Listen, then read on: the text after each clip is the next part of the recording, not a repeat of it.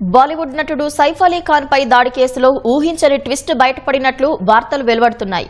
ఈ కేసు దర్యాప్తు చేస్తున్న బాంద్రా పోలీసులు సైఫ్ పై దాడికి పాల్పడిన నిందితుడు షరీఫుల్ ఇస్లాం వేలిముద్రలను సేకరించారు. అయితే దాడి జరిగిన ప్రదేశంలో లభించిన ఫింగర్ ప్రింట్స్ నిందితుడితో సరిపోలటం లేదని పోలీసులు గుర్తించినట్లు కథనాలు వెలువడ్డాయి. ముంబైలో ఈ నెల 16వ తేదీ తెల్లవారుజామున బాలీవుడ్ నటుడు సైఫ్ అలీ ఖాన్ నివాసంలోకి చొరబడిన దుండగుడు ఆయనపై దాడి చేసిన కేసు అనేక మలుపులు తిరుగుతోంది. విచారణలో భాగంగా నటుడి ఇంటిని పరిశీలించిన మహారాష్ట్ర సిఐడి విభాగంలోని క్రిమినల్ ఇన్వెస్టిగేషన్ బృందం అక్కడ ఉన్న దాదాపు 19 వేలి ముద్రలను సేకరించింది. వాటిలో ఏవీ నిందితుడి ఫింగర్ ప్రింట్స్ తో మ్యాచ్ కావడం లేదని పోలీసులకు ఫోరెన్సిక్ బృందం వెల్లడించినట్లు తెలుస్తోంది. తదుపరి పరీక్షల కోసం మరోసారి ఘటనా స్థలం నుంచి మరిన్ని వేలిముద్రల నమూనాల్ని సేకరించాలని పోలీసులు భావిస్తున్నారు.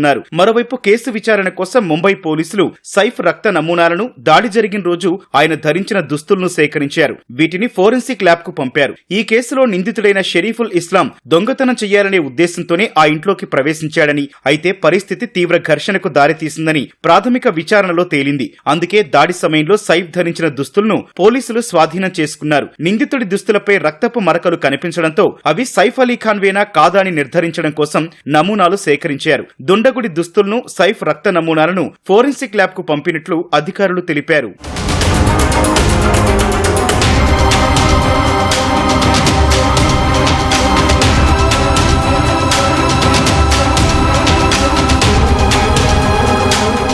నిందితుడి దాడిలో సైఫ్ అలీ ఖాన్ వెన్నెముక, చెయ్యి సహా పలుచోట్ల గాయాలయ్యాయి. 5 రోజుల పాటు ముంబైలోని లీలావతి ఆసుపత్రిలో చికిత్స పొందిన ఆయనకు కత్తిగాట్లు పడిన చోట శస్త్రచికిత్స కూడా చేశారు. 1-2 చోట్ల ప్లాస్టిక్ సర్జరీ సైతం నిర్వహించారు. ఈ నెల 21న ఆసుపత్రి నుంచి డిశ్చార్జ్ అయిన సైఫ్ అలీ ఖాన్ ప్రస్తుతం కోలుకుంటున్నారు.